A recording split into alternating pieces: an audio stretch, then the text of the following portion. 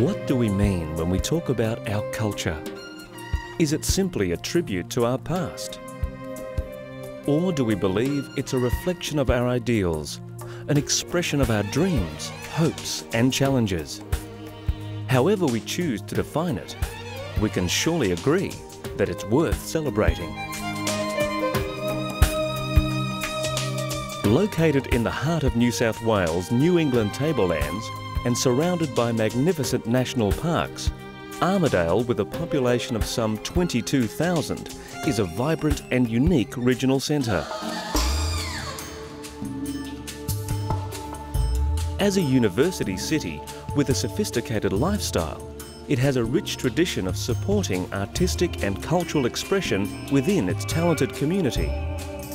It seems little wonder then that Armidale and the nearby towns of Uralla and Walker were honoured with the title of the state's third City of the Arts in mid-1999. Funded by the New South Wales Ministry for the Arts, the vision for the two-year program was that the region increasingly become an environment where all its citizens and visitors experience culture in their everyday life. The Management Committee encouraged funding applications from the entire community with no preset agenda about the types of events or works to be supported. Two of the major criteria for the projects to be funded were that they were sustainable and that they were inclusive of the community as a whole. Because we don't have the same access to artistic and communication facilities as city people do, we have to be pretty spontaneous and flexible, and plus we have to be innovative. Each round of funding attracted large numbers of submissions, and selecting those of outstanding merit was no simple task. We had a huge response from the communities covered in Armidale, Walker and Uralla.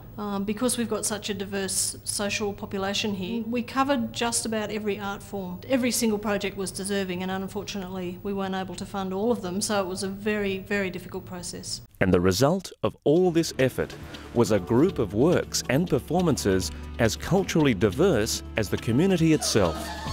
Well, Nerrim was hoping to achieve two things. Firstly, to increase the profile of Australian sculptors, and secondly, to increase the appreciation of the general public of various works.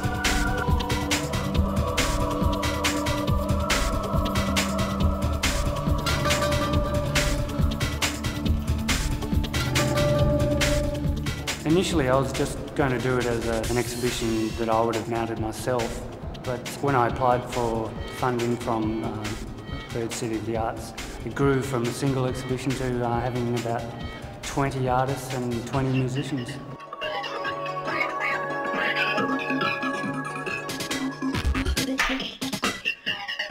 And we need to make sure that we get especially our younger people, to be involved in being proud of their artwork.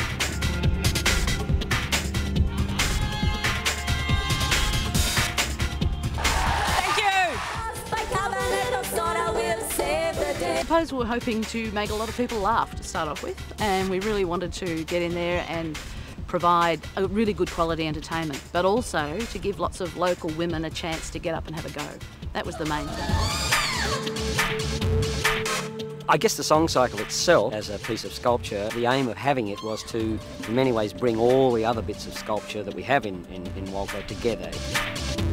You know, when do people have an opinion about a painting? Very rarely. Whereas with public art, you actually make them have an opinion. In public art, you should try to represent some of the aspirations and feelings and ideas that are behind what we do in life. I just hope it raises awareness of people with disabilities in the community.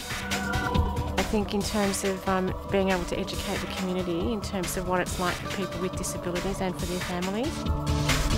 It should get the message across that disabled people are normal people. They range from about 5.5 tonnes through, I think the heaviest is 18 tonnes, so they're fairly big lumps of rock. A Southern Pointer obelisk, the one with the stainless steel top, will work out at 45 metres tall. I think it's one of the biggest sculptural projects in New South Wales. The idea of doing a Shakespeare play for the community, especially for the HSC students in the region, that would bring the people of the region onto this site so that they could share in it. It was great for us to have that extra injection of cash because it allowed us to get writers that we wouldn't have been able to afford, to develop local writers by bringing authors and bringing skills and bringing information. It brings the public together with the artists, and that's our main aim. Gives the young people a chance to see what can be done in the visual arts and the performing arts. We just feel it's a good way to bring everyone together. There's a pretty lively cabaret scene here in Armidale from 81 to 91, and a lot of songs were written for about 12 cabarets at that time. So we applied for the grant to try and make some sort of record of them. The main objective is to introduce art to young kids in town. Also a way of them communicating with each other, getting the people in town involved, the different organisations, so that they come together under the banner of art. The purpose of this event is just to provide entertainment for the youth of the area. Things like this are very important, I think, for the youth here. It just really encourages them to get out and do some more with their time.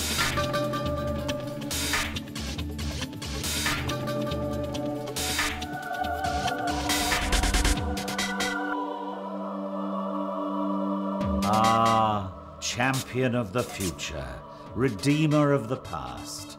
Is he what you expected now he's here at last?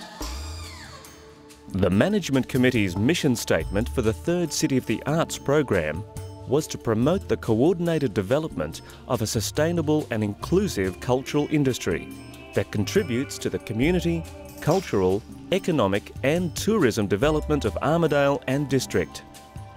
Judging by the successes over the last 2 years, it seems that goal is closer than ever.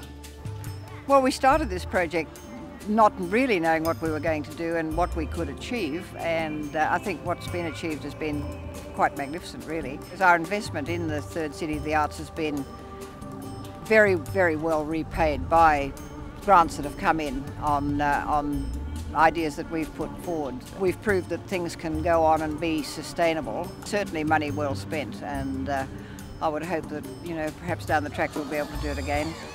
However we choose to define culture as a concept, it's clear that its expression is truly limitless. These are the people who live in our community, and these are their own unique symbols of an increasingly diverse and rich regional culture.